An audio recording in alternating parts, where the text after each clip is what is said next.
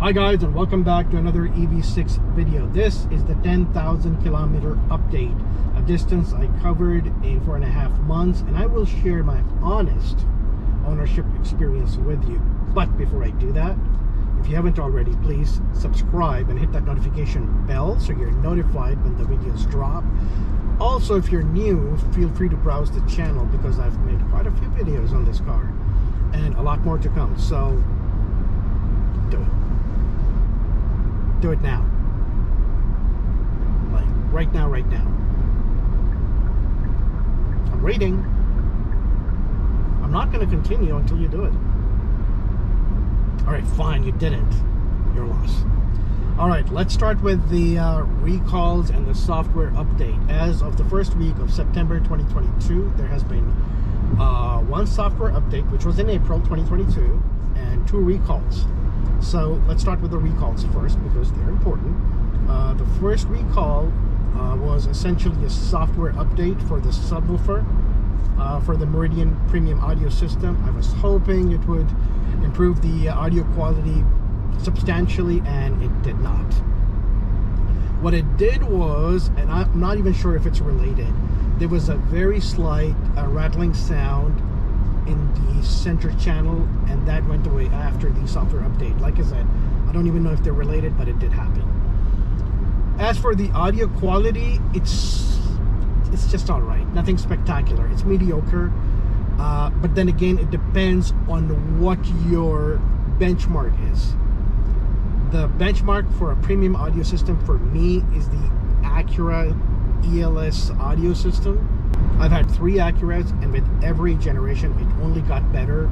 And in its current generation, the ELS 3D studio system from Acura, it's fantastic. And I'm comparing it with the Bang & Olufsen from Audi and the Burmester from Mercedes. I've heard all 3 of them, and the Acura's audio system, the premium audio system, is by far the best I've heard. This one, it's not even remotely close to it. Truthfully, it shouldn't even be called a premium audio system. I think they're calling it premium because it's Meridian, and but keep in mind, even high-end brands have low-end products, entry-level products. So this could be Meridian's entry-level low-end audio system. I'm sure if you buy a more expensive one, or if they decided to put a more expensive one, it would have been a lot better, but not in this case. And just to give you a comparison, Audi's Bang & Olufsen sound system is actually pretty bad. And I'm talking about the $1,000 upgrade when you order one. So let's say you're getting an A4 and you get the $1,000 Bang & Olufsen upgrade. That one's actually pretty bad. My buddy had it in his SQ5s. It was pretty pathetic. I'm not talking about the $6,500 upgrade Bang & Olufsen. This Meridian premium audio system may be good for somebody who has never actually heard a premium audio system in a car, or always had cheaper cars maybe that not even offered premium audio systems. So this may be good for them, but not for me. And I'm pretty sure not for a lot of people who've actually heard good premium audio systems. So this definitely should not even be called a premium audio system. I was pretty disappointed, actually. The second recall was a safety recall related to the car rolling away even if it's parked, like in park. And the precaution was to use the electronic brake when you park, which I was in a habit of doing for years and years, so it didn't really affect me. I did get the recall completed. It was just a software update. No hardware was replaced. Then the software update. It was really for the infotainment system and the maps. It did improve routing. After the software update, the maps, when I'm using the car's nav, they do tell me if there is a better route and you can accept or not. More POIs, points of interest, were added to the maps. So there were restaurants that I couldn't find before, and then after the update I could. The one thing that they changed, and not for the better, was that a lot of people, myself included, loved that retro radio look, and after the update that was changed. So I wish they bring it back in a future update. I don't know why they did that. The big change I saw in the radio, apart from the layout, was so before you could see the number of the channel, and now you can see the name of the channel. So maybe for labeling purposes they needed more space. I don't know. I'm sure they can figure it out if they decide to bring back that retro look, and I hope they do. So that's all as far as the recalls and the software updates go. Now let's talk about the car itself. Has it been reliable? Any issues? Well, I would like to say yes. In general, overall, yes. I did say it was going to be an honest review, so I'll keep it real. I've had 2 issues, and I'm not even sure if I can call them issues, because one of them only happened once, which was essentially when I plugged the car in to charge at night. And we EV6 owners know that once you plug the car in, it actually gives you an audible confirmation saying charging started, which I heard. And then in the morning, when I unplugged it, the car was not charged. When I looked at the ChargePoint app, which is what I used, a ChargePoint charger, the charging started and then it stopped. It only happened once, and it never happened again. I even forgot to tell the dealership, so obviously they didn't look into it. And like I said, only happened once. So yeah, take it with a grain of salt, whatever you want to think about it, issue or not, a glitch. I would say I would call it a glitch more than an issue. The second was I was slowing down, and there was this jittering feeling from the front wheels, the kind of when you get from when the ABS brakes kick in. But obviously it wasn't snowing, it wasn't raining, it was back in October, and it happened a few times, few and far between. I can't even replicate, so I don't even remember under what conditions it happened. Maybe the road was uneven, I don't know really. I took it to the dealership, they checked it, they couldn't find anything wrong with it. They looked at their internal forum where there log issues, and there was no other cars that had these issues reported. So there's that. The service manager did say that he will launch an internal investigation within their forums and see if there's something out there that anybody knows about it, but that's about it. But apart from that, it has been rock solid, no issues. I don't hear any rattling or squeaking noises. It hasn't stranded me anywhere along the road. Absolutely no issues, like apart from these 2 glitches, if you will. Very happy with it. I would do it again in a heartbeat. And truthfully, given the features and performance, it's a good bang for your buck. Like, it's not cheap, but it's still a bargain considering what you're getting and considering the comparables in the market. Let's talk about real life energy consumption, which is very subjective, as it depends on a lot of factors: the driving style, weather conditions, driving conditions. So I'm just going to speak for myself. I live in a city, so it's a mix of city and highway driving. I always drive in sport mode, always use climate control. I do tend to do some spirited driving too. So my real life mixed energy consumption is between 20 and 20.1 kilowatt hour per 100 kilometers. I did go on a very short trip, which was around 92 kilometers one way.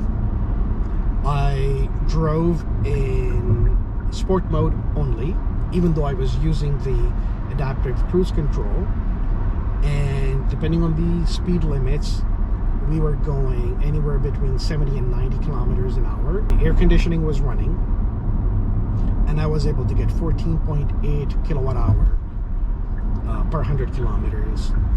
Here's the screenshot.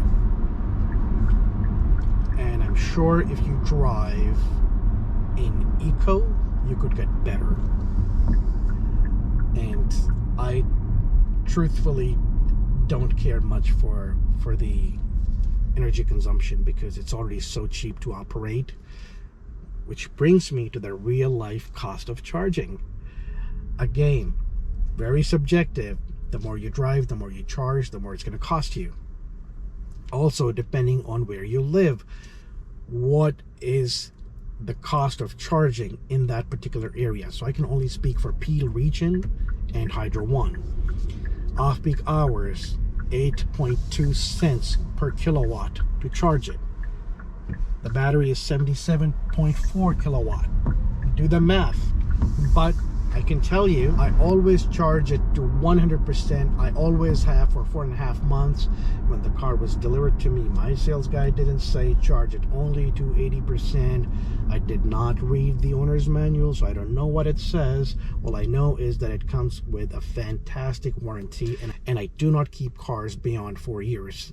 Every 4 years, new car. So in 4 years, I'm pretty sure there will be better options. This is a great car, but greater things will come, not just from Kia, from other brands. So we'll see at the time what the options are, and we will switch. As great as this car is, I'm sure I will get something that I will like more in future. So I'm sure nothing's going to happen to it in 4 years, and if something happens, I hope that Kia will cover it, as like I said, it's under warranty. And for the rest of you who are not willing to take the risk, let me be the guinea pig. And despite charging it to 100% for 4.5 months, I will show you what kind of range I get based on my driving. Take a look. As you can see, the car is fully charged, and in eco mode the range is 444 kilometers. In normal, it will drop down to 431, and in sport it will go down to 418. And this is despite charging it at 100% every single time for 4.5 months. As you saw, I'm still getting 444 kilometers in eco mode, which is more than what it's rated at. So if I drove it lightly, cared about it, didn't push as much, I could have gotten more, yes, but I don't care. I don't do road trips, and my daily driving does not involve long distances where I have to worry about range. 400 kilometers is a lot. I charge every 3 to 5 days. Think about that. 3 to 5 days.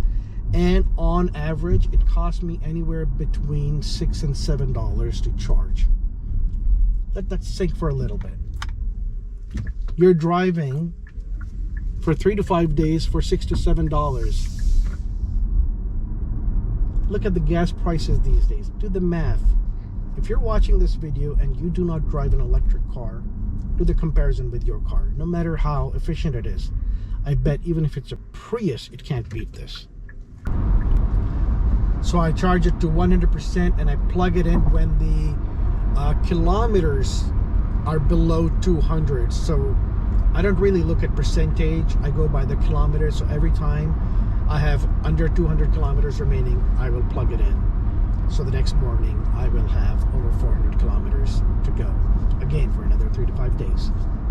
The predicted range, or as people like to call it, the gasometer, is pretty accurate on this thing.